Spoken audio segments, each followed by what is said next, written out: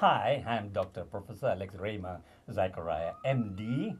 I'm a retired professor along with my wife, Prema Zachariah. We have now settled in Urbana from 2005. We were in India, both professors and physicians in one of the top medical schools in India.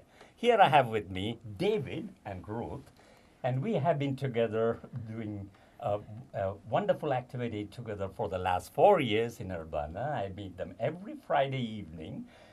We have visiting scholars coming over from China and from other countries, but mostly from China. And we have this good time together. You will hear all about it in about 3 or 4 sessions. And David, and then Ruth. David, tell us all about you. Yeah, well, I'm happy to be here, and thank you, Rayma. I actually came to Urbana as a freshman at the University of Illinois in 1971. I studied finance, and I graduated in 1975, thinking that I'd be here for 4 years. But that was not the case. I was able to get an assistantship, 50% assistantship, and went on to grad school in the MBA program. That's the Master's of Business Administration. And something very important had happened my senior year. My senior year, I'd actually become a Christian. I came from a Christian home, but it really wasn't a meaningful situation. But then I realized the part of what Jesus had to do in my life, and so that made a big change in my life. So anyways, I was working for the university as a graduate assistant. A year later, they offered me a full-time position. I applied, and a full-time position was offered. And so I continued working in the planning office at the University of Illinois, doing kind of computer work. And then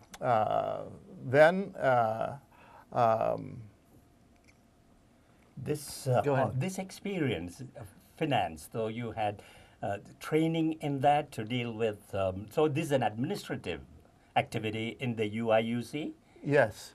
Yeah, I was involved with computer modeling, mathematical modeling, yes. Reporting, all sorts of different types of analytical activities. It was very computer-oriented, even though it was back in the mid-'70s. It's interesting because I understand UIUC is the place where what we call the internet has come from Urbana, from UIUC. Before that, it was all military. But where it was launched civilian is from this town. Yeah, that's interesting. One of my roommates used email back, I think, in the 70s. So he was using email at the U of I. And also we have U of I has a wonderful tradition as far as computing. Even I think the first major computers were developed here at the University of Illinois. Carey supercomputers. There were only 3 or 4 in the United States, and one was in Urbana. Yeah, yeah. Supercomputing. Yeah. And so I graduated in 1978, and I stayed on with the university. I was not married. I purchased a home and had my roommates stay with me. Some of my roommates were international students. I enjoyed international students. I got a lot of international friends even back then. And then in 1978, I also was attending a class where we learned how to lead Bible studies, and that's where I actually met my wife, Ruth, and we were friends for a number of years before we actually started dating. And so, Ruth, why don't you tell us a little bit about yourself? Okay, well, I'll back up a little bit further in my background and just say that I grew up in Algonquin, which is northwest of Chicago, along the Fox River, and was growing up there because my parents, who were both German immigrants, that's where they had a relative. So after World War II, they immigrated from Germany and settled in Algonquin, where my mother's uncle was living. So I grew up in a kind of, German immigrant family, and we had a good, simple life. I had 4 siblings. And how many siblings? 4. 4. Mm-hmm. That were all older than me, and they were all pretty interested in science. I had sisters who were doing their science experiments in our house, and so I guess that's how I got influenced to become interested in studying food science. So it was in high school that I did some research with that. And so when I came to the University of Illinois as a freshman, I started in food science and really enjoyed that a lot here at the U of I. Well, was that in preparation so that you'd be a food scientist so you can please your husband with good food? Oh, no, that's a good point. That's what a lot of people think. Food science is home ec or food preparation, and it's something totally different. It is literally the science of food. So I took a lot of chemistry and physics, and it's meant to work in food industry. And so that was my goal, that was my desire, and I looked forward to doing that. After I graduated, my first job was working for Borden, just about an hour north of here. And I was working in quality control and research and development. It was a great job, but I didn't know a lot of people there, and so I was still coming down to Champaign-Urbana and reconnecting with David, and that's really how we were able to develop our relationship to the point of deciding we wanted to marry. Yes, you did mention something about Bible study. Was it in a church service or in a Bible study you initially met? Yes, we were actually taking a class at our church offered during the summer. It was kind of an unusual class that was training leaders to lead something in the fall semester, and so we had both been interested in doing that, so we kind of met through the class, but we had interest in playing sports together as well, so that kind of pushed our relationship, I guess, a little bit deeper into becoming good friends. And so after after I had been working at this job for about 2 years, we got married, and I moved down to Urbana, and I started actually working part-time for the university. This is before you got married? No, this is after we got married. Then I moved back to Urbana. Yes. And was actually working at the Heart Research Foundation in using my food science that way.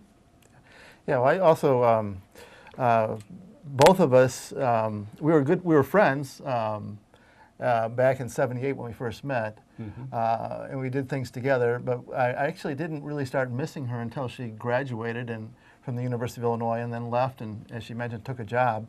But one interesting thing was that I attended the Urbana Missions Conference, and it's an InterVarsity Christian Fellowship Missions Conference. And surprisingly, Ruth also was there. I didn't realize Ruth was going there, but both of us attended the conference. And since I was living with international students, I had roommates who were international. I thought, well, maybe I should attend a workshop on international students. And it was there I realized how strategic and important international students really are as far as the opportunity we have to welcome them, befriend them, and if they're interested, teach them about Jesus Christ. You know, that's an awesome, because the Urbana Assembly, or this IVF, is known all over the world. And students from all over the world come to this.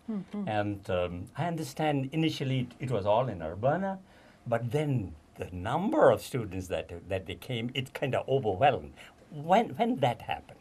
I think about maybe about 7 or 8 years ago, they shifted to St. Louis. It's still called the Urbana Conference, but it's now in St. Louis. There's a couple of major hotels, as well as I think they play in the indoor football stadium. They can actually seat enough people for the conference, because it's a huge conference. I was very much involved in IVF in India. Oh, really? All the top leaders of IVF in India, we were good friends, and they were good mentors, and I grew up reading all the IVF publications. Okay. Well, it was that conference that really kind of gave me the vision of how important it was to reach international students. It was something I was doing already. I just was kind of acting in ignorance. Now after the conference, I knew that I could. There was method in my madness type of a thing, and so it was something that I enjoyed doing, and God seemed to be blessing it. Ruth, when did it go?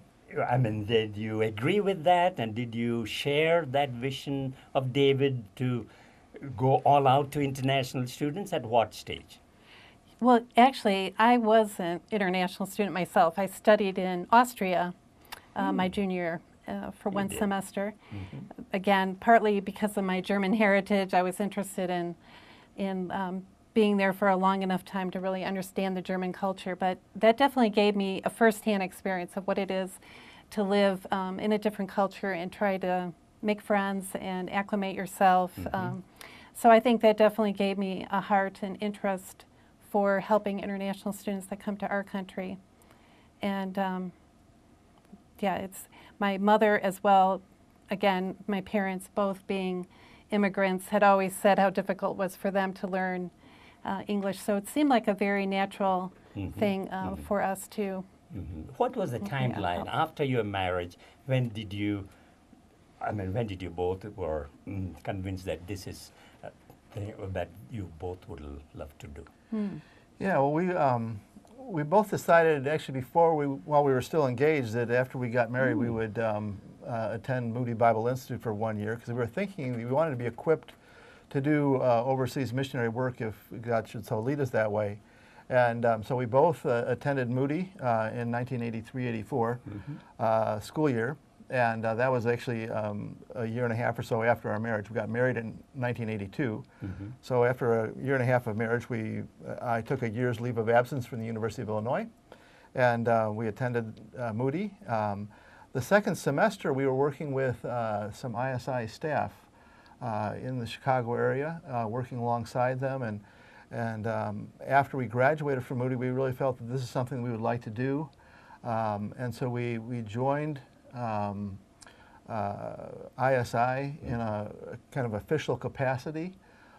We went through their training, but I then returned to my job at the University of Illinois and continued on in administrative roles for the next 18 years before we actually joined ISI on a full-time basis. But during those years, after we returned from Moody, we started a Bible study and several other activities welcoming and helping international students. You know, some who do not know about Moody Bible Institute, would you explain what it is for not those who are in this country, and even in India, when you say Moody, we know all about it. But if there are those who do not know about Moody Bible Institute, tell us something about it. Well, it's very well known in Chicago. All over the world. Yes. It's a very, well-known, prestigious Bible school in Chicago, right in the heart of the city. It does a lot of work with the poor and homeless in the Chicago area, but basically it is a regular university that you can go and get a college degree from. We were in kind of a special program that was for college graduates, so everyone in our program already had a college degree, but we were just going there for 1 year of just really studying the Bible. I would call Moody the Harvard of spiritual or Christian education. Oh, yes. Thank you. Yeah. So it is so well grounded and so well grounded on the Word of God. Yeah. And it's awesome. Oh, I didn't know you were Moody graduates. Awesome. All right, then afterwards? Okay, well, afterwards we started having children. We actually now have 7 children. We almost had a child practically almost every 2 years, and so that made for kind of a busy life. So I was working for the university. I was also actively involved in our church, Twin City Bible Church. Yes. And Ruth was very active at home as far as with the children. So Ruth, do you want to tell us about some of our children? Yes. Well, actually, it wasn't immediate, quite, as David said. We did have some challenges having children, but felt it was definitely God's grace and blessing when we were able to finally have our first child. So he is now 27, Nathan, and he lives and works in the Chicago area.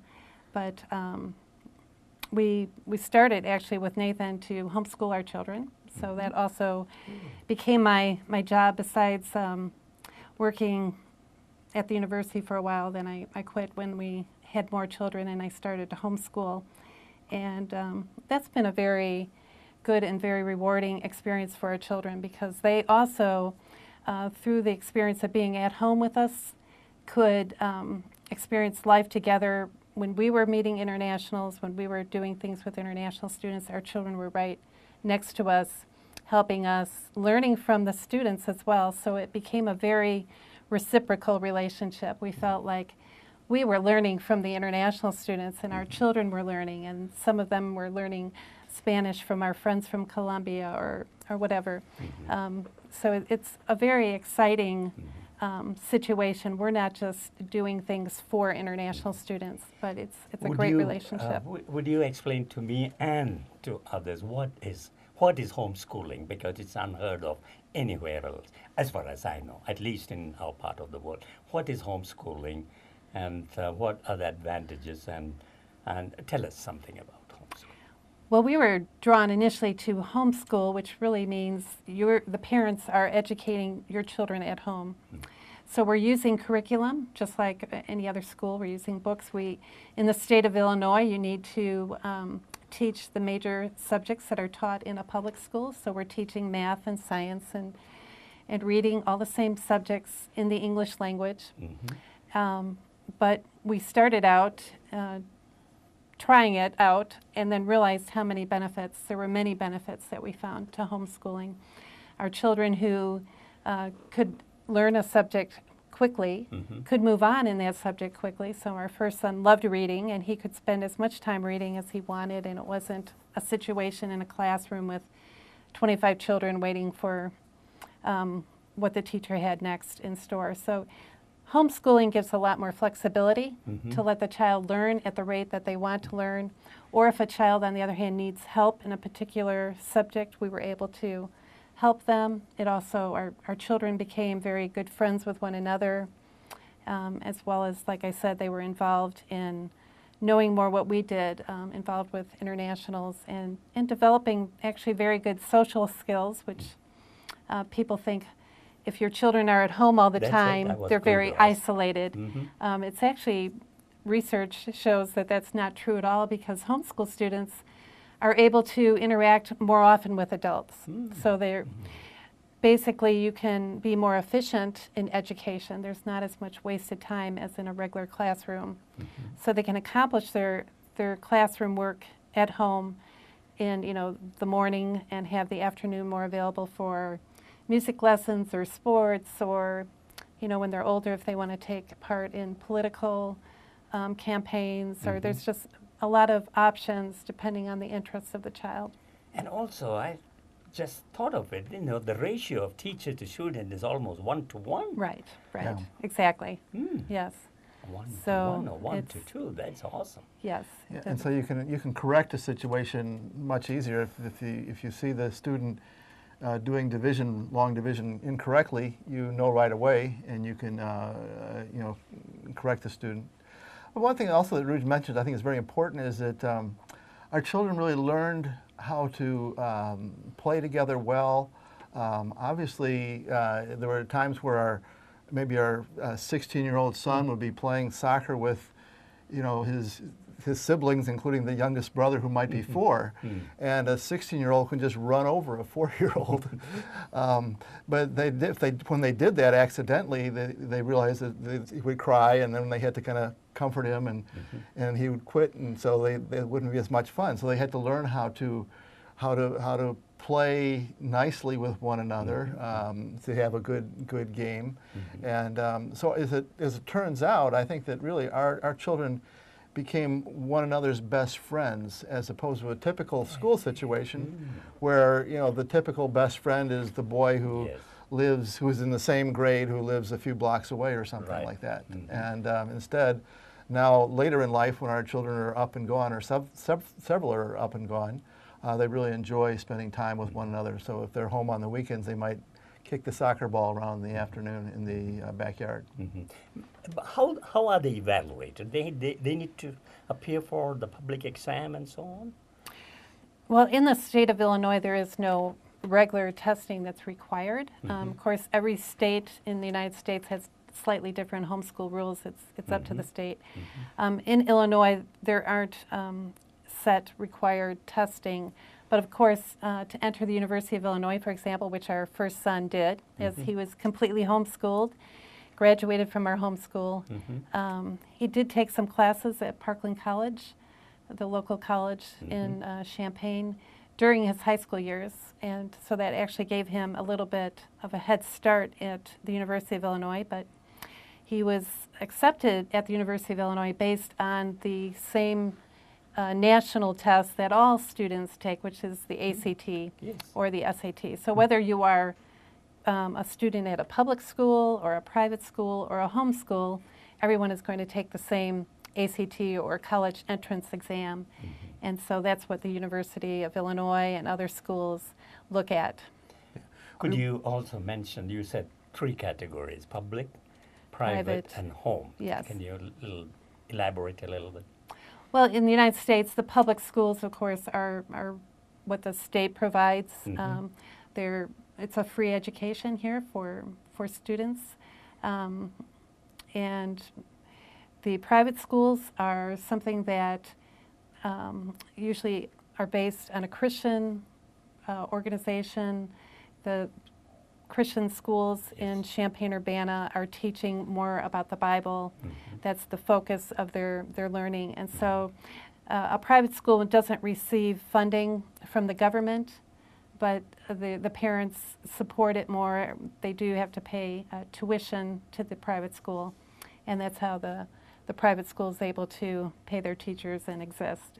But it provides a nice option to public schooling if you're interested in having more of a Christian education, and perhaps it provides a little more interaction. Teacher to student ratio, again, is typically a better ratio than in a public school. And also, in a sense, legally, the homeschool is considered basically just a small private school. Yes. And so that's where it fits under that way. Tell something more about the children, what they are doing. Yeah. So our son, who did graduate from the University of Illinois in Ag and Consumer Economics, is currently in Chicago working with Allstate and kind of financial reporting kind of things. And our daughter, she is also she didn't graduate from the University of Illinois, but a college graduate working here in Urbana for a wonderful indoor soccer facility that just opened up a couple years ago. So she works with children as the youth program director there. And our third son also graduated from the University of Illinois in recreation, sports, tourism. So he's currently working at a resort, enjoying himself in Missouri, using that career option. And our fourth child is currently a student at the University of Illinois, and he'll be graduating next year. And then we have a daughter who decided to take a gap year, which here is becoming a little more popular in the United States, with just taking a year off between high school graduation and starting college. So she's currently in Europe, in Germany, because she has a lot of interest in actually studying global studies or some international aspect to what she would like to study at the university someday. So it's a good preparation for her.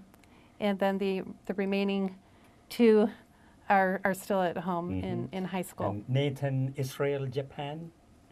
Our oldest son had the opportunity, unusual opportunities in high school, to visit friends. Actually, one was the son of an international student that he had become friends with. They returned to Japan, and they invited Nathan to come and visit one summer. So he had some friends in Japan and another opportunity to travel in Israel. So he had some international travel experience, and our daughter Krista did some student teaching in Austria. And another son, Daniel, did a job internship in Germany as well. So and Korea, anyone? Not yet. That's our fourth child's goal next summer is to go to Korea. Yeah. So there's welcoming international students, but the children are also going out. Yes, yes. I think they've realized how exciting it can be. You know, by talking with international students themselves, they've come to realize what a great opportunity it is to learn, and they're excited about that. Very good. One thing I see that many of our visiting scholars, they want a taste of the American culture, American faith, American yes. food. Yeah. And I see that what ISI work you are doing satisfies all this. Yes. How do you do that? Yeah. Well, actually, I sometimes joke a little bit. For many years, I think that many of our international friends would come to our house not to listen to me teach the Bible, but to play with our kids. You know, and because they miss their family, they miss their extended family, and we were able to provide, you know, the home family that they really loved, and our children benefited from this so much, as well as we benefited from it so much, and so it was kind of a mutual situation there, and also God worked in the hearts, and many of these students became Christians as well. All of us want to know more about ISI, and we would have our next session on ISI, how it started, its very beginning, and how, in what time you did mention, at what time you got involved, and how it is answering a very important felt need when we have this hundreds and thousands of the students from all over the world come to our country. And so our next session is on ISI. And would you give some of the personal aspect that motivates you to do this, both of you? Yes. Well, these visitors that come to the University of Illinois, the visiting scholars, but also the students, they are really the cream of the crop. And I think God has kind of uniquely equipped us in the sense that I not only have a professional degree, but also He's given us a nice home very close to campus, and so we enjoy opening up our home and our family to our international friends. And so we believe that this is very important because these are really the future leaders of the world that we're interacting with, and they will go back to their countries in positions of influence, whether it be in the university setting or political setting, and in government or business. And it's important for us that they have a good experience in the United States. It's important for us that if they're interested, that they learn about Jesus Christ. And we have really benefited from our many international friendships. Yes. Yes, and just slightly to add to that is how eager they are for friendship makes it very easy to be their friend. They're just so appreciative. Any small thing that we do means so much to them, and that's very gratifying to work with people that are so eager for friendship. Yes. And I personally experienced there's an ambience. It's a large home. You had to bring up 7 children and plenty of space, backyard, and you have, you know, it's almost like a park, and with the trees and everything. And it's a wonderful experience for the international students when they come over to come to your home and have this unique experience. Thank you for watching us. We'll be back with more information on ISI, all 3 of us.